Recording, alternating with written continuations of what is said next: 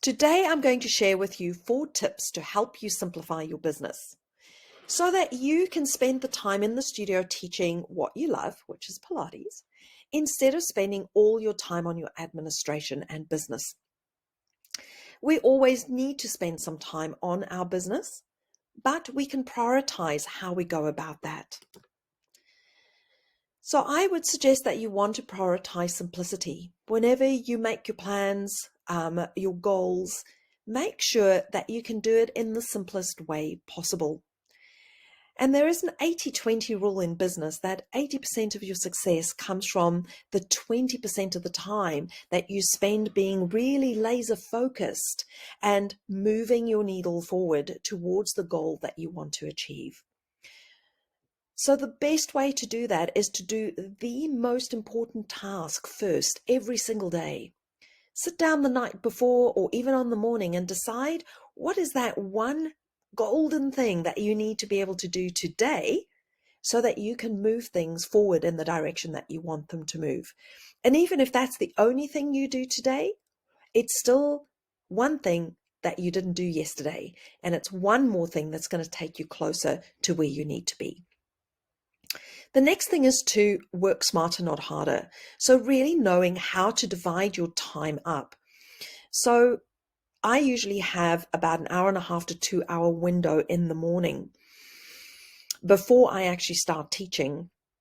And so I spend about 10 minutes planning what I'm going to do. And then I use the Pomodoro Method and I set the timer and I do as much of that task as I can do in the allotted time, which is about 25 to 30 minutes. If I need to do the task and I know that it's going to take me longer, then I will schedule 2 of those 30-minute times and reevaluate every 30 minutes. And I'm taking a little break in between just to help clear your head so that you can make sure that you're on track. It is a proven method for productivity. And I tell you what, it really works.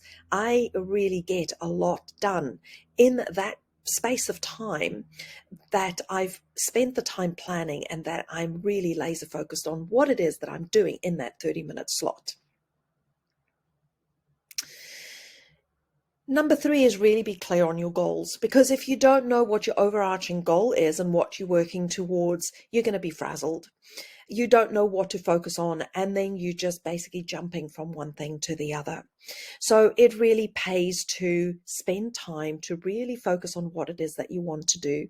And I can suggest that you divide your year, because a year seems a really long time, divide your year into 12 weeks so that you take your quarters and decide what is your main goal, what is the overarching goal for the next 12 weeks, and then put little goals that are going to reach towards that big goal in between. And the reason for that is, number 4, you need to be able to celebrate your successes. Otherwise, working in and on your business just becomes a drudgery. So when you set up your steps towards reaching your big goal, set little rewards for yourself. Going out for a coffee with a friend, buying that handbag that you wanted, or going for a walk on the beach. It doesn't have to be anything that's going to cost you a lot of money. Just something that marks the occasion that you've actually achieved the next rung on the ladder.